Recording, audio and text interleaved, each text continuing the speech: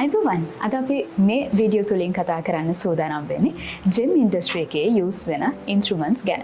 ඉතින් අපි දන්නවා මැනික් ක්ෂේත්‍රය කියලා කිව්වම ටෝච් එකේ ඉඳන් ලැබ් එකක් දක්වා යන ඒ ඉන්ස්ට්‍රුමන්ට්ස් වල පුළුල් පරාසයක් තියෙනවා.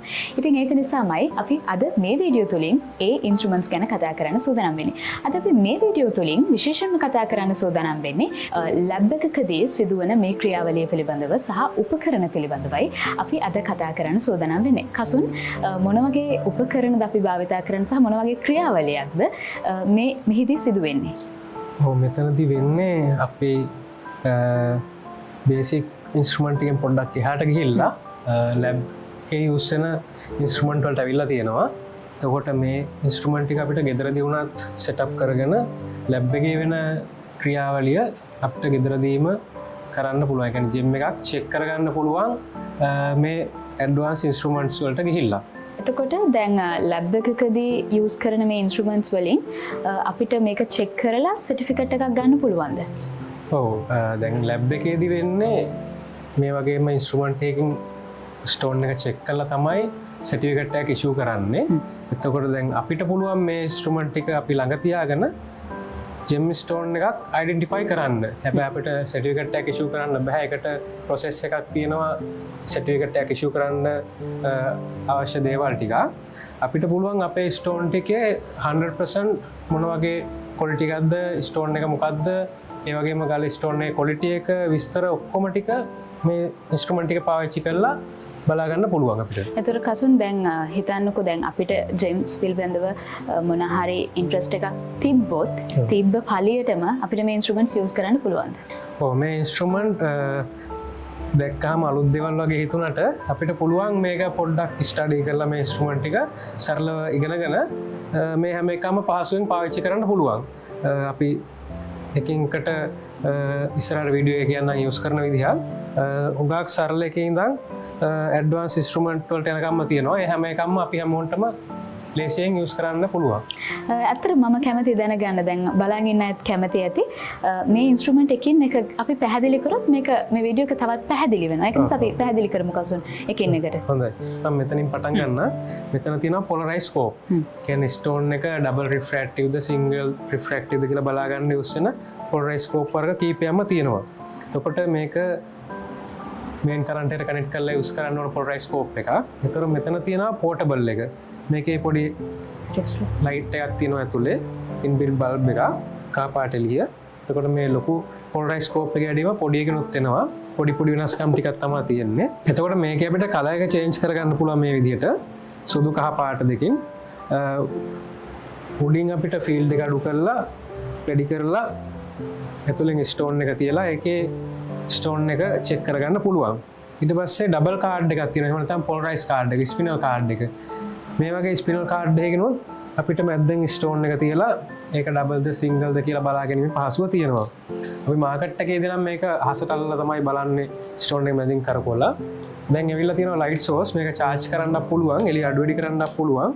පැය දෙකකට වඩා වැඩි කාලයක් එක දිගට උනත් ඕන් කරලා තියන්න පුළුවන් හොඳ ඉන්ස්ට්‍රුමන්ට් එකක් මේක. අපි මේ වගේ එකක් යූස් කරලා පහසුවෙන් ඉන්ඩෝ වගේ චෙක් කරන වෙලාවට ටෝච් එකක් අවශ්‍ය වෙන්නේ නැහැ. එතකොට ස්ටෝන් එක චෙක් කරගන්න පුළුවන්. ඊට අමතරව මේකේ තව ප්‍රයෝජනයක් තියෙනවා. ස්ටෝන් එක ටෝච් එකෙන් බලන්න කලින් තියලා පහසුවෙන්ම ලොට් එකක් උනත් තියලා එකපාර හොඳ ටික වෙන් කරගැනීමේ පහසුකම තියෙනවා. ඊට පස්සේ මෙතන තියෙනවා චෙල්සි කලර් ෆිල්ටර් එක.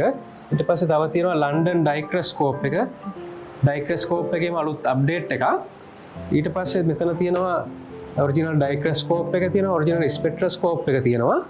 ස්පෙක්ට්‍රොස්කෝප් එකේම තව අලුත් එකක් ඇවිල්ලා තියෙනවා ටිකක් ලොකුවට. ඒකෙන් අර පේන රේන්ජ් එක ටිකක් වැඩිපුර පැහැදිලිව පේනවා මේ ලොකු ස්පෙක්ට්‍රොස්කෝප් එකෙන්, ප්‍රිසම් ස්පෙක්ට්‍රොස්කෝප් එකෙන්. ඊට පස්සේ තියෙනවා චෙල්සි ෆිල්ටර් එකත් එක්ක ආපු 15x ඩබ්ලට් එක. ඒතකොට මේක 2-in-1 එකක්. මේකේ චෙල්සි ෆිල්ටර් එකක් තියෙනවා මැග්නිෆයි. ඒ කියන්නේ ට්‍රිප්ලට් නෙවෙයි මැග්නිෆයි ඇතුලේ ඩබ්ලට්. ඩබ්ලට් ලෙන්ස් එකත් ඉන්ක්ලූඩ් වෙලා තියෙනවා. ඊට අමතරව තියෙනවා අපිට ස්පෙක්ට්‍රම් එක බලද්දී නැචරල් කලර් එකක් දෙන්න උනහම යූස් කරන්න පුළුවන් ෆිලමන්ට් බල්බ් එකක් තියෙන පෙන්ටෝච් එකක්. තවත් තියෙනවා ස්ටෝන් එකේ RI වැලියු එක චෙක් කරගන්න පුළුවන් අපේ මේ රිෆ්‍රැක්ටිව් ඉන්ඩෙක්ස් මීටර් එකෙන්. එකත් මං අද අරන් ඇවිල්ලා තියෙනවා. දැන් කසුන් මේ රිෆ්‍රැක්ටිව් ඉන්ඩෙක්ස් මීටර් එක පෙනුමෙන් පුංචි වුණාට මේක ටිකක් ඇඩ්වාන්ස් ඉන්ස්ට්‍රුමන්ට් එකක් වගේනේ. අපි ඒ ගැන පොඩ්ඩක් කතා කරමු. මේ ඉන්ස්ට්‍රුමන්ට් එකෙන් තමයි අපි හරියටම මූලිකවම ගල මොකක්ද කියන එක අඳුරගන්න එක කරන්නේ. එතකොට මේකේ පාර්ට්ස් ගැන කතා කරොත් ලික්විඩ් බොටල් එකක් හම්බ වෙනවා. ඊට අමතරව මෙතන තියෙනවා IPS එක. මේ IPS එක අපි මෙතන බලන තැනට තියාගන්න ඕනේ. තියලා ඕන ගන්නට ඇඩ්ජස්ට් කරලා තමයි බලන්න ඕනේ. ඊට පස්සේ මේකේ මොඩල්ස් කීපයක් එනවා. ඇතුලේ ඉන්බිල්ට් ලයිට් එක එනගෙනවා. ෆයිබර් ඔප්ටික් එකකින් ලයිට් සෝස් එක දෙන්න පුළුවන් විදිහට අපිට තියෙනවා. මේ වගේ ටෝච් එකක් එක්ක එන එක තියෙනවා. මේ වගේ ටෝච් එක මෙතනට ප්ලග් කරලා පුංචි ලික්විඩ් ඩ්‍රොප් එකක් මෙතන බේස් එක උඩින් තියන්න ඕනේ. තියලා ඉවර වෙලා පොඩි ග්ලාස් එකක් එන්න මෙතන. එතනින් තියලා ස්ටෝන් එක තියන්න ඕනේ. පොඩි ප්‍රොසීඩියර් එකක් තියෙනවා ඒකට. ඒ ප්‍රොසීඩියර් එක ෆලෝ කරලා ඒ ස්ටෝන් එක තියලා අපි මෙතනින් බලලා තමයි ඒකේ වැලියු එක ඩිසයිඩ් කරන්නේ. එතකොට මේකේ තව පොඩි දෙයක් කියන්න තියෙනවා. මේකේ දැන් රෆ් කලක් තිබ්බට ලික්විඩ් තියලා තිබ්බට පේන්නේ නැහැ. ඒකට අපි මේ රෆ් කලක් චෙක් කරද්දී පොඩි ෆැසට් එකක් ගහලා ඒ පැත්ත පොලිෂ් කරලා තමයි ලික්විඩ් ඩ්‍රොප් එක තියලා තියන්න ඕනේ. එතකොට තව කෙනෙක්ට ප්‍රශ්නයක් එන්න පුළුවන්. ටිකක් ප්‍රමාණයෙන් විශාල ගලක් තියෙනවා නම් මේකේ කොහොමද තියන්නේ? මොකක්ද ඒකට තියෙන ප්‍රොසීඩියර් කියලා. එතකොට කරන්න ඕනේ ගලේ පැත්තකින් චූටි කෑල්ලක් ඉරලා අරගෙන ඒක පොලිෂ් කරලා තියලා තමයි ස්ටෝන් එක චෙක් කරගන්න ඕනේ. ඊට පස්සේ මේක යූස් කරලා ඉවරුනහම IPS එක වෙනම් වෙන ඉන්ස්ට්‍රුමන්ට් එකක් නම් ඒක මතක් කරලා ගලවලා තියාගන්න. මොකද IPS එකෙන් මේකේ සෑහෙන කාර්යයක් වෙනවා. බිම වැටුනොත් ඩැමේජ් වෙන්න පුළුවන්. අනිත් ප්‍රධානම දේ තමයි මේ ලික්විඩ් එක අතේ ගා ගන්න හොඳ නැහැ. ඒක ඩ්‍රොප් එක තියලා පොඩි පේපර් සර්වියට් එකකින් one side wipe කරලා clean කරන්න ඕනේ ස්ටෝන් එකත් එක්කම. කසුන් දැන් මේ හැම ඉන්ස්ට්‍රුමන්ට් එකක්ම යූස් කරන විදිහ අපි පොඩ්ඩක් බලමුද? මොකද ඒක හරි වටිනවා අතර මේ වීඩියෝ එකේ. අපි පොලරයිස්කෝප් එකෙන් ජෙම් එකක් චෙක් කරද්දී අපි මුලින්ම බේස් එක උඩ තියලා දැන් ටේබල් එක උඩ තියලා අපිට ඕන ගන්නට උඩින් ෆීල්ඩ් එක හදා ගන්න ඕන ඩාර්ක් ලයිට් කරලා. ඊට පස්සේ මේක ඒ අදාළ ඇන්ගල් එකට කරකවලා අපි ඒකේ පේන ඩාර්ක් වෙන ලයිට් වෙන ප්‍රමාණයත් එක්ක අපි ඩිසයිඩ් කරන එක ඩබල් රිෆ්‍රැක්ටිව්ද සිංගල් රිෆ්‍රැක්ටිව්ද කියලා.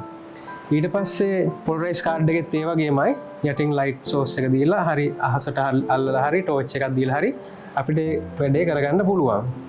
එතකොට මේ ඩයික්‍රොස්කෝප් එකෙත් වෙන්නේ මේ වගේ ලයිට් එකක් තියෙනවා නම් පහසුයි. මෙහෙම යටින් තියලා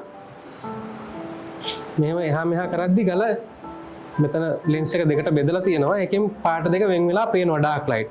සිංගල් ගලන් නම් දෙපැත්තෙම එක වගේ තමයි පේන්නේ. ඊට පස්සේ මෙතන තියෙන චෙල්සි ෆිල්ටර් එක වෙන්නේ අපි කොබෝල්ට් වගේ ස්පිනල් එකක් චෙක් කරගද්දී නිල් පාට ගල් කීපයක් ගත්තොත් ස්පිනල් ඒ හැම එකේම කොබෝල්ට් නැහැ. ඒතර කොබෝල්ට් තියෙන ස්ටෝන් එක මේකෙන් ෆිල්ටර් වෙලා රතු පාටින් පෙන්නනවා ස්ටෝන් එක යටින් තියලා අපි උඩින් බලද්දී. මේකත් චෙල්සි ෆිල්ටර් එකත් එක්කම එන එකක් තමයි. ඊට පස්සේ මෙතන අමතරව අපිට ස්ටෝන් එක ඇතුළ බලා ගන්න පළොද්දෝෂ බලා ගන්න මැග්නිෆයි එකත් ඇවිල්ලා තියෙනවා. මේ ඩයික්‍රොස්කෝප් එකකින් වෙන්නේ ඒක ඩබල් සිංගල් බලන්න පුළුවන්. අර්ථකින් එහා තියලා බලද්දී අනිත් පැත්තේ පොඩි කොටු දෙකක් වෙන් කරලා තියෙනවා. අපි ස්ටෝන් එක එළියෙන් තියලා බලද්දී ඒ කොටු දෙකේ කලර්ස් දෙක පේනවා නම් කලර්ස් දෙකක් හෝ ඩාර්ක් ලයිට් විදිහට පේනවා නම් ඒක ඩබල් විදිහට අපි හඳුනා ගැනීමක් කරනවා.